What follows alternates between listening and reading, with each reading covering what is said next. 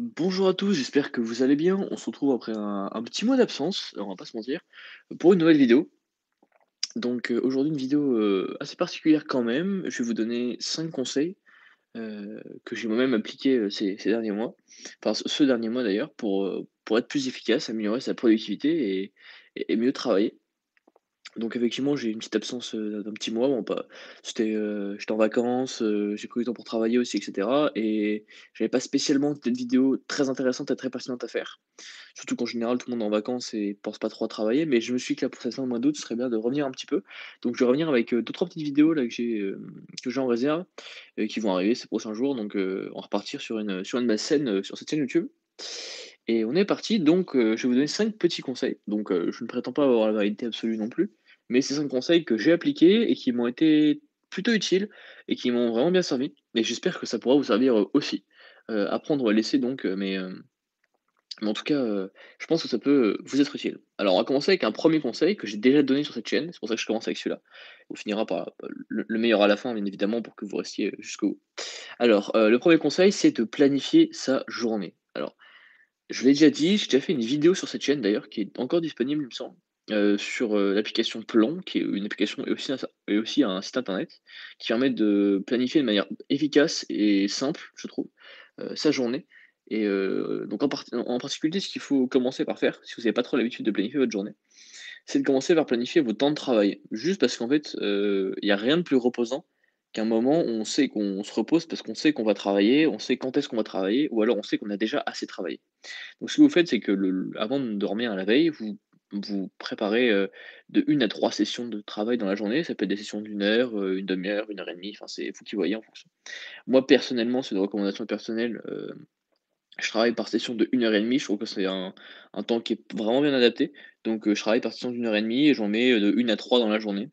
Et du coup, je sais que quand je travaille pas, bah, je peux me reposer parce que je sais que je vais travailler à ces moments-là et je culpabilise absolument pas de pas travailler et cetera et c'est vraiment, même mentalement, ça aide beaucoup, je trouve, parce que ça permet de pas avoir ce sentiment un peu bizarre, vous savez, quand vous vous reposez et vous savez que vous devriez peut-être être en train de travailler et du coup, vous n'arrivez pas vraiment à vous reposer et puis, il y a rien de mieux que de se reposer surtout, après avoir fini une session de travail, intense d'1 heure et demie. Donc vraiment ça c'est un premier conseil et ça vous vraiment c'est celui qui peut-être vous changera le plus la vie si jamais vous avez pas trop l'habitude ou si vous êtes notamment très stressé, de planifier la veille, 1 à 3 sessions de travail d'1 heure et demie ou d'1 heure comme vous voulez, heu et de savoir que vous bossez à ce moment-là dans la journée et pas aux autres moments.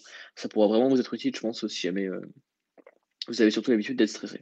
Bon, on va pas perdre de temps, on va maintenant passer au 2e conseil, qui est assez important et plus général. C'est pas trop sur les méthodes de travail, mais c'est plus sur la vie en général. Ça va être d'essayer un maximum d'enlever, vos mauvaises habitudes. Alors, c'est très personnel, du coup, je vais pas pouvoir donner forcément d'exemples qui vont être, cohérents pour tout le monde, mais on le sait tous, on a tous au moins une, voire 2, 3, 4 mauvaises habitudes qu'on a tous les jours dans la journée, qui soit nous font perdre du temps et surtout qu'on voudrait arrêter. Ça, c'est le plus important, c'est des choses qu'on sait quand on se couche le soir notamment, là on est enfin, au moment où on est le plus lucide dans la journée, on sait que ces habitudes-là, si on les enlevait de notre vie, bah, on vivrait quand même beaucoup mieux. Ça peut être, pour certains peut-être fumer, ça peut être, bon ça c'est plus compliqué quand même, je me prétends pas, être capable de vous faire arrêter de fumer comme ça en une vidéo, mais ça peut être des trucs, tout cons, genre passer trop de temps sur les réseaux sociaux, passer ce genre de choses et c'est des choses que, bah, c'est assez difficile d'arrêter forcément parce que c'est une espèce d'addiction et qui font que vous êtes pas assez productif ou pas ou du moins pas autant que ce que vous voudriez. Mais, le fait ne serait-ce que de les identifier déjà dans un premier temps, ça vous aidera déjà à essayer de vous en détacher petit à petit et après forcément si jamais c'est des choses comme par exemple, je sais pas, fumer ou des grosses addictions, bah, il y a des spécialistes qui existent, je me prétends pas, médecin ou quoi. Mais si c'est des trucs un peu tout con, style, les réseaux sociaux et cetera, il y a pas mal d'applications qui permettent de contrôler vos temps sur les applis et moi personnellement, je vous conseille d'y aller, petit bout par petit bout. Notamment pour les réseaux sociaux, ça a un j'ai remarqué que je passais vraiment beaucoup trop de temps dessus, c'était, de l'ordre de plusieurs heures par jour et c'était pas productif et ça me servait pas à grand chose et j'étais pas forcément plus heureux après avoir fait ça. Donc du coup, ce que j'ai fait, c'est, que j'ai enlevé petit à petit. Donc au début, je me disais: «Bah, voilà, je vais plus sur» imaginons, je vais plus sur Insta. Notamment, il y a les shorts qui sont sortis sur YouTube où je passais pas mal de temps dessus. Et je me suis juste dit: «Bah, on arrête ça d'abord» et du coup, pendant 2, 3, 4 jours, bah, j'ai arrêté d'aller sur les shorts ou les stories Insta, ce genre de choses et après je me disais: «Bon, bah, on va arrêter Twitter et cetera et cetera et cetera. On arrête Twitter 24 heures, on met Twitter que le soir et cetera». Mais j'ai vraiment petit bout par petit bout et le fait d'aller petit bout par petit bout, c'est beaucoup plus facile et ça paraît super naturel et on est vraiment fier de soi, tous les jours parce qu'on sait qu'on se détache petit à petit de ça et qu'on passe plus de temps à faire des trucs, qu'on aime et ça marche plutôt bien.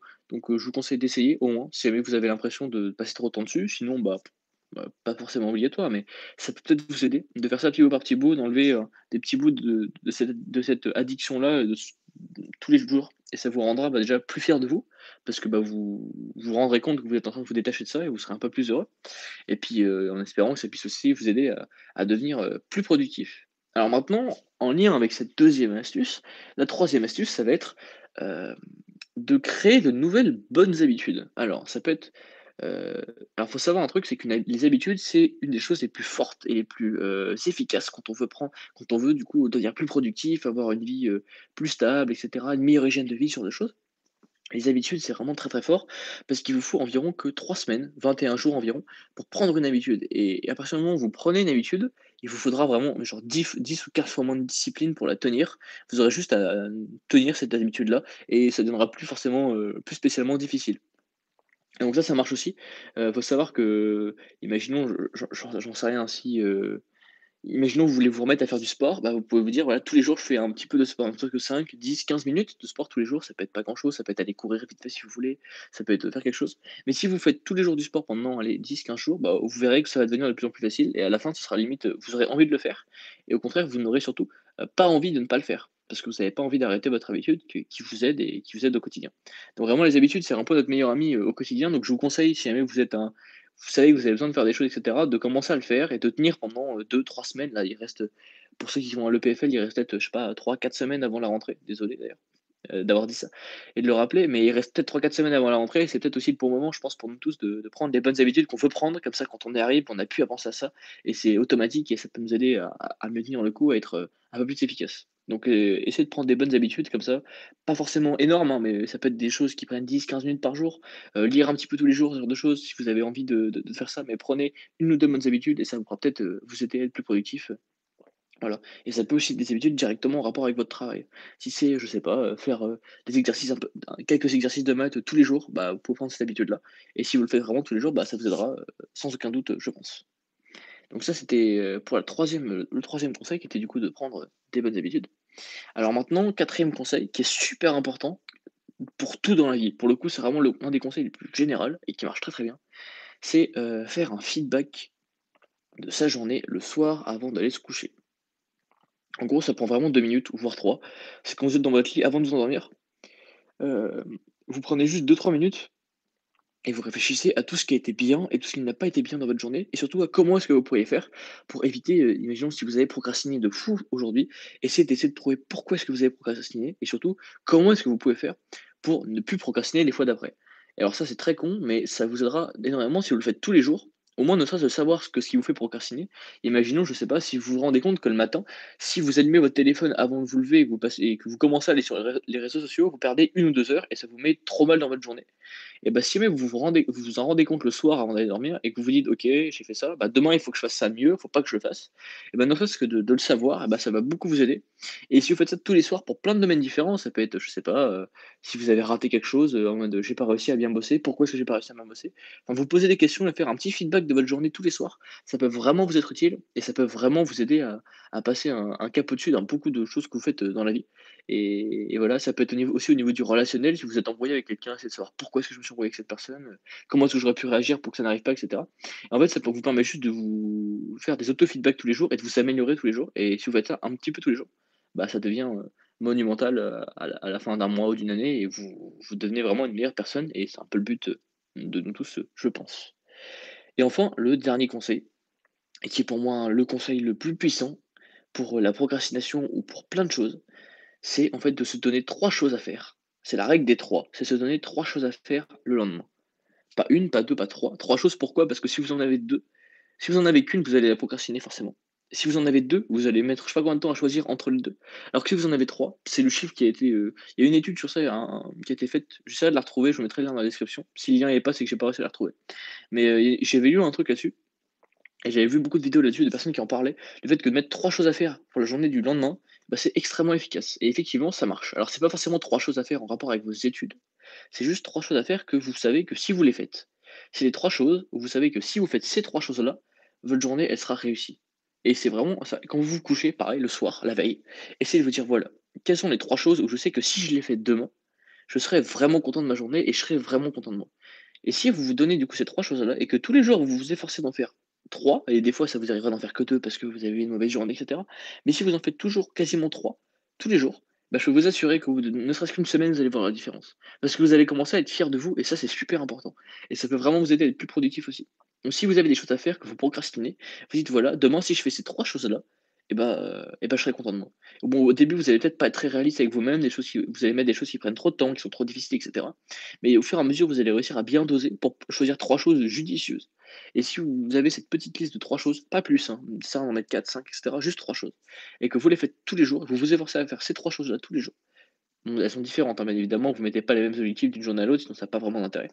Mais c'est vraiment trois tâches que vous savez que vous pouvez, finir dans la journée et accomplir dans la journée. Et si vous mettez tous les jours 3 tâches différentes à accomplir, le lendemain, je peux vous assurer qu'en une semaine, ça va être déjà vous allez déjà vous sentir beaucoup mieux et vous allez déjà avancer beaucoup plus sur ce que vous avez à faire. Donc vraiment un conseil, c'est tous les soirs, choisissez 3 choses que vous devez faire, que vous avez envie de faire le lendemain et que vous vous efforcerez à faire, le lendemain.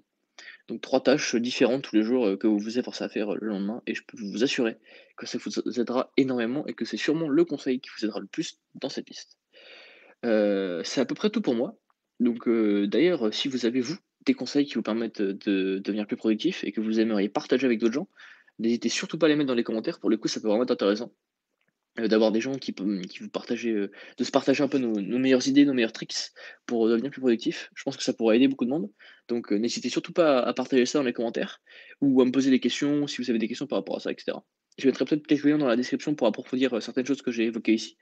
Et si vous avez surtout des suggestions de vidéos ou des choses dont vous voudriez que je parle dans de prochaines vidéos, alors n'hésitez surtout pas, je me ferai un plaisir de parler de ça dans une prochaine vidéo et de faire, ce qui vous plaît, sur cette chaîne. En tout cas, d'ici là, je vous dis, à la prochaine, salut à tous, c'était Thomas.